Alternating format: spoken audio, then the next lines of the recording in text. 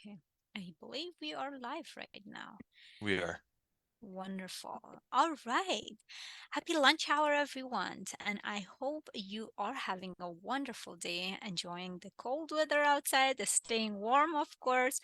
Thank you for joining our discussion series. For those of you who is new to our series, my name is Farah Naz, and I'm the Recognition Counts Outreach and Marketing Coordinator at Seed Winnipeg.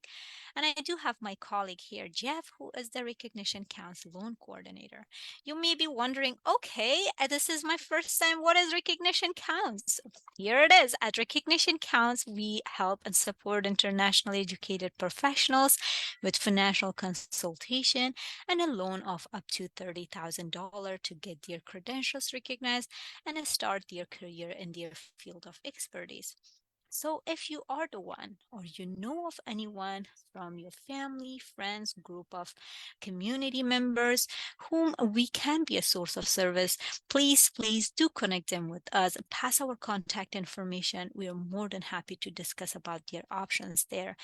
And also, we are going to continue our discussion series today about financing a car. This is part two, where we started on November 1st. If you have missed participating that last session or a few other sessions that we had in the past, please visit Seed Winnipeg Facebook page or our YouTube channel, as they are all recorded there. And we have covered many different topics that may be helpful for you. If you are joining us via Zoom, Jeff just dropped the link in the chat menu. So you can just click on that link and it will lead you there. And if you would like to join us via Zoom in the future instead of watching us live on Facebook, please do send me an email or Jeff. We are more than happy to share you the Zoom link in your email. Again, the session will be informative and interactive, where I will provide information I got from Financial Consumer Agency of Canada, and Jeff will share his perspective based on his previous work experience working at financial industries for many years. Let's begin our session with the land acknowledgement. SEED respectfully acknowledges that we live and work on the territories and homeland of Indigenous peoples, and that the land and water sustain us. We respect the treaties as intended by Indigenous peoples.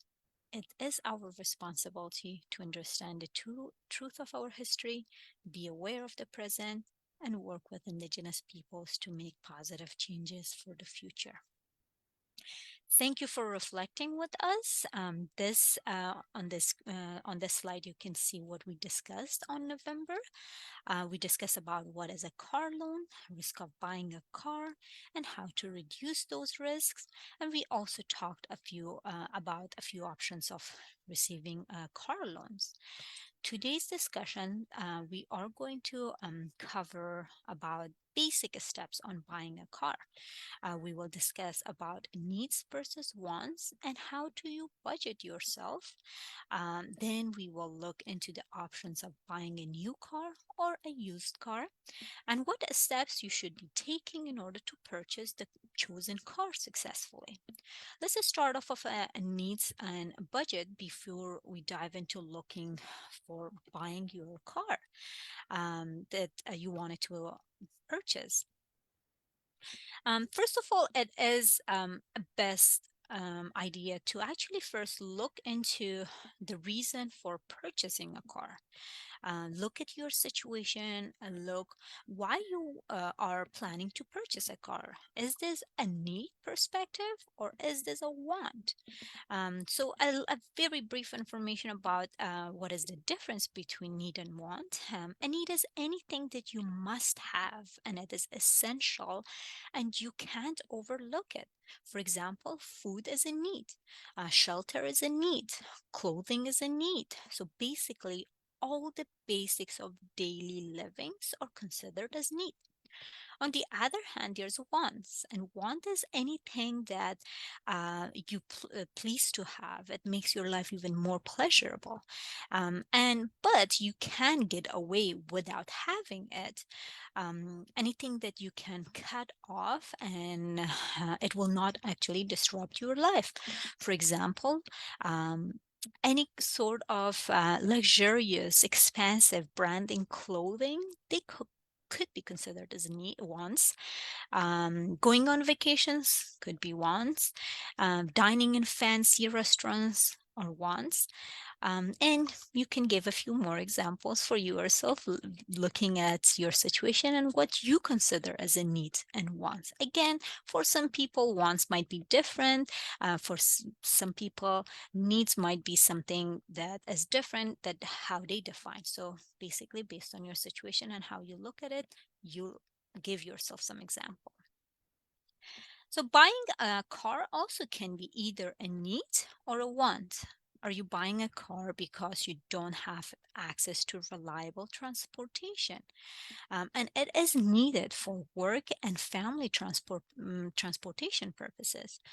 Or is it something that it would be nice to have it parked on my parking and feels good to go around? Depends. So once you figure out whether it is something that you need to have, and you really want to have, or you have the flexibility to purchase a car, then dig deep into when is it's a good time for you to actually purchase a car. Um, if you do not have the budget set already for it, you can start budgeting yourself and start saving for the car you would like to purchase. And there are actually so many platforms free online that you can use it in order to calculate and figure out ways to keep track of your cash flows and start savings for the time you wanted to purchase your car. One of the useful tools that I found it is the budget planner on Financial Consumer Agency of Canada. And I just put a screenshot of it in this slide to just show it to you how it looks. But if you have time and would like to explore it, go ahead and see how do you like it, if this is something that you would like to use it going forward. Um, Fairness. yes, Sorry to interrupt you. I just wanted to bring to your attention that we're not seeing the PowerPoint presentation right now. And I know a screenshot thank that you you, wanted to share, and that Jeff. one's important. So I'm so sorry. Thank you very much, Jeff, for bringing no that problem. into my attention because I totally forgot to share my screen. The Facebook Oops. Live piece, I think, threw us off a little bit there. Yes, it did. Thank you for bringing that into my attention, Jeff. That's the beauty of teamwork here. I'm glad to have you on with me in this session, Jeff. Thank you once again. All right, can we see the slides now? Perfect. Thank you. I got the thumbs up there. So yeah, on this slide, you can see a screenshot of the tool I got from Financial Consumer Agency of Canada. And also wanted to let you know, budgeting topic is, I'm sure Jeff is going to agree with me, it's a very quite wide and a very important topic. We do not have, unfortunately, enough time to actually cover it today. Maybe in the future, we can hold a session specifically dedicated to this topic. We will discuss further about it, but this is just like an example of one of the platforms that you can use. And also, nowadays, I believe, based on whichever financial institution you work or bank with, they also have their own tools on your online banking or mobile banking that you can use it, and it can help you with taking care of your finances. It's recommended, of course, like if you wanted to know more, we don't know, but you can talk with your financial advisor and say, hey, I would like to look into these options. Can you guide me through? They will definitely be able to guide you through that. And the reason I mention about this tool is, again, um, there may be so many free tools, which I just did one little Google and say free online platform that can help me budget myself. And I found so many of them. Just use them in your benefit and see which one you really like, which one you can explore, and which can click with you and you like the feeling of it, and it's easy to read and understand. Whichever it does, use it for your financial well-being. Let's get back to saving for buying your car. So when you are saving enough funds for buying your car, or if you are ready to purchase already a car, then you can think about your specific requirements. It's important to actually sit down, write down, okay, what do you want from a car? What kind of car do you want? You want a small car or you want a bigger car? Again, you have to look into this your situation. Do you want to use it for family purposes as well as you're going to work or elsewhere? Is your family size small? Or is your family size big? So, if you are going to use it for transportation of your family or loading it with a lot of like um, heavy equipments or and stuff, then look into a strong and bigger car that can help you out with it. So again, we can't say much about it. That depends on your situation. You gotta figure that out on what size you would like, what type you would like, and you gotta learn about all the features of the car that you would like to purchase. And once you have those figured out, look into the options of whether you want to buy a brand new car or you want to buy a used car. I know, like last time, we talked a little bit about the pros and cons of buying a new car, but then here, we can also cover a little bit of the advantages here. But again, they both can be great options, again, based on your situation. And of course, they both have their own pros and cons. New cars have the latest features and warranties, while used cars are most affordable. And you also don't need to worry a lot about the depreciation. So, weigh the pros and cons of each option and which one is more feasible. And a few advantages of buying a new cars are buying a new car gives you the reassurance that you are the only person who has owned the car. So you don't need to worry about, oh, did the car went through any hardship regards to going through any accidents, or does it have any sort of damage that I'm not sure? All these you don't need to worry about it. Of course, shopping for new car is easier because there are a lot of agencies and car dealerships that you can go and explore it. And you have many financing options for the new car. You also have the option of purchasing advanced technology, and your new car might have a better option regards to the gas mileage, all of these things. At the same time, there are cons with it that you have to look into with the cost and price and all those things. And the advantages of buying a used car is that, of course, it's a most affordable one, and you may be even able to find a latest model that is used for half a cost of a new one. And the reason is we talked about it last time that as soon as the car is out of the dealership, it's bought, it starts depreciating. And even it depreciates up to 25 to 30% of its original price that first year, which is really like a lot of like it's a high percentage on the depreciation, and the price means it means like the price goes down. Again, we of course can generalize on every single car, depends on the car as well. um, but it definitely depreciates. You might be able to sell or buy the car for almost the same amount you have paid. Sorry, I think I confused myself. You can, once you buy that used car, you might be able to sell it back on the similar amount that you have bought it. Of course, like looking into the how long you have used it and if there's any damages or not. So we are not considering those. It will not depreciate as drastically as the new car would in the first year of purchase, which we already talked about it. So look into all those, do your research, which one is the best option for you.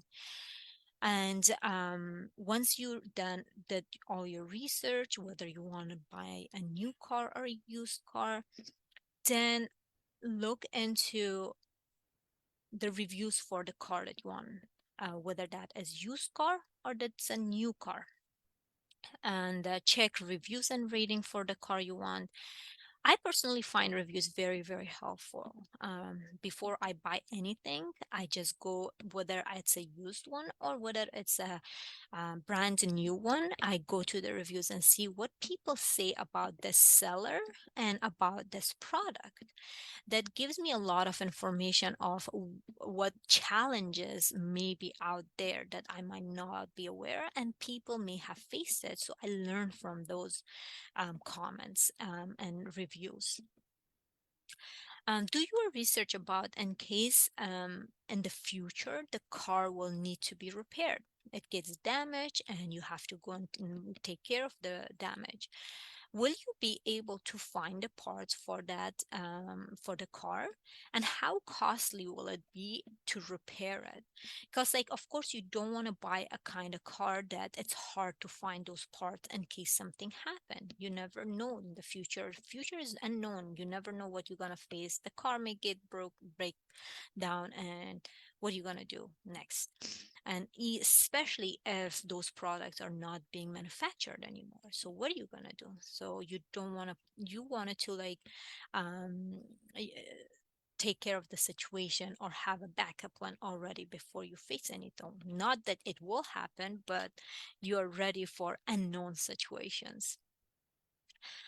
A schedule for test drives. Once you have all those ready and you're like, actually, this car, I would like to purchase it. I think this is the one I want.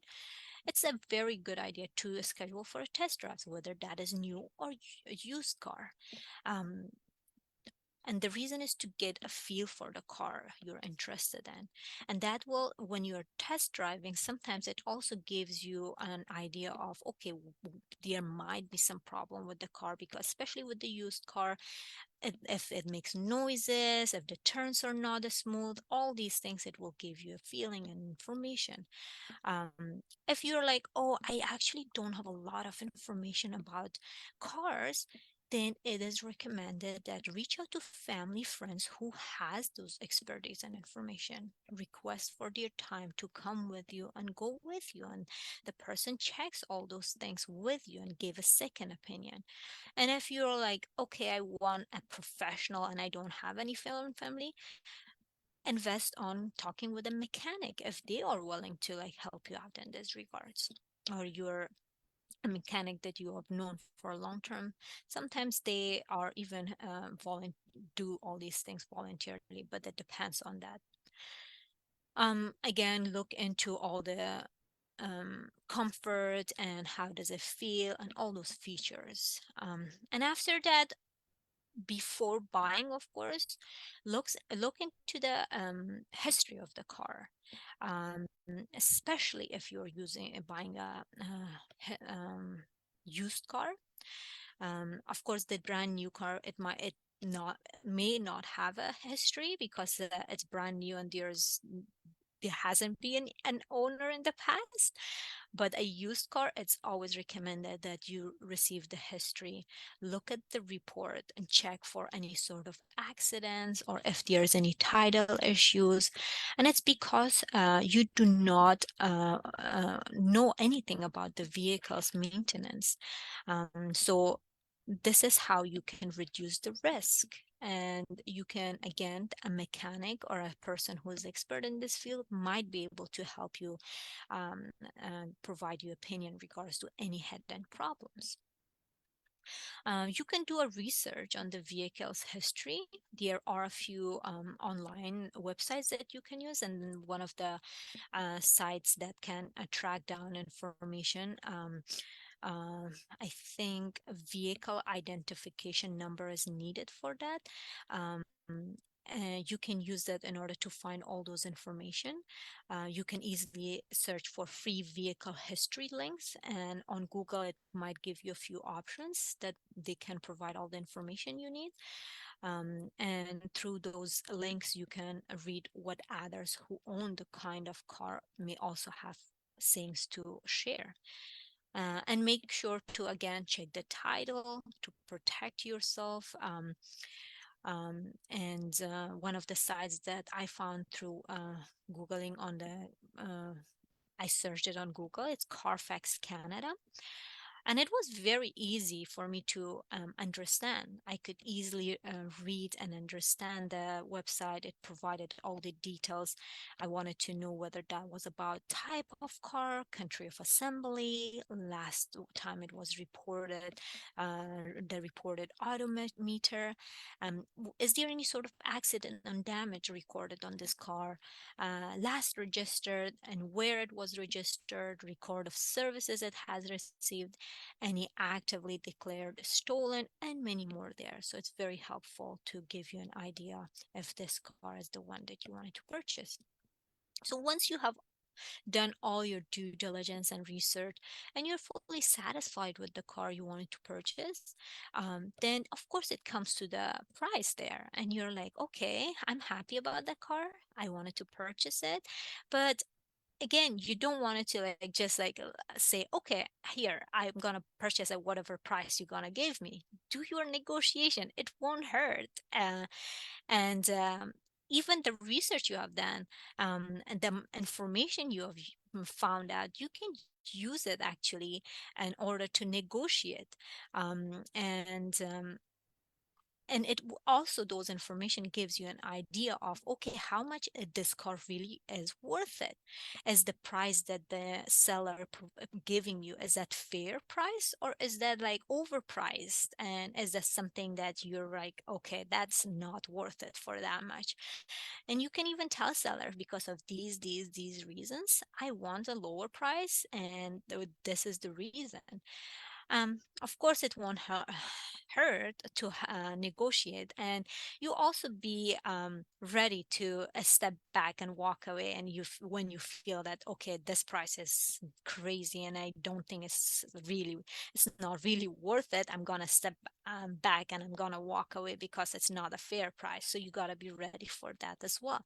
Again, that is for your well-being, and that's because you wanted to get the best option for yourself, and you can use the car for a long time, and it's a fair price for yourself. And with that, I'm gonna ask Jeff if he has things to share with us.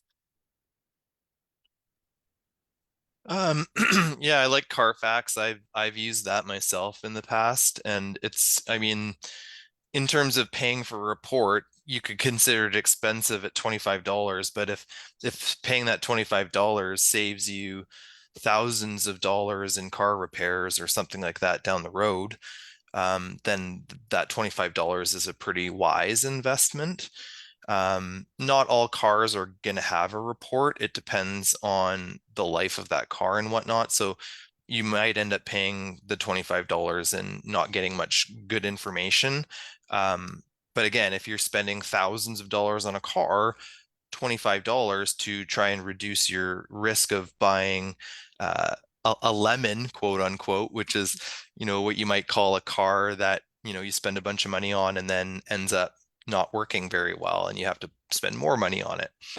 So to avoid buying a lemon, you can use the Carfax report to get some insight into the history of that vehicle. And then if you still want to go through with the purchase, even though you find out some negative history about it, like Farnaz was saying, that gives you a stronger negotiating position. If you have some legitimate reasons for asking for the price to come down and you have some evidence to back that up, I think you're more likely to get a more favorable response from the vendor than if you just said, because I want a discount. Having some type of justification can often help with that. Great. Thank you so much, Jeff. All right. So that was it with our discussion series for today to wrap up our discussion about financing a car and purchasing your car. Do we have any question on live on Facebook, Jeff? No? Perfect. So again, thank you for those who joined us. And if there's any other topic that you wanted us to cover in the future sessions, do please connect with us. We're more than happy to hear from you. If you have any questions that you wanted to discuss about it one-on-one, we're more than happy to do so. Jeff is always available, as well as myself. Just send us an email or call us, whichever is more convenient to you. We can discuss about your financial well-being topics or anything that you would like. And Jeff just dropped the contact information at our chat and Zoom.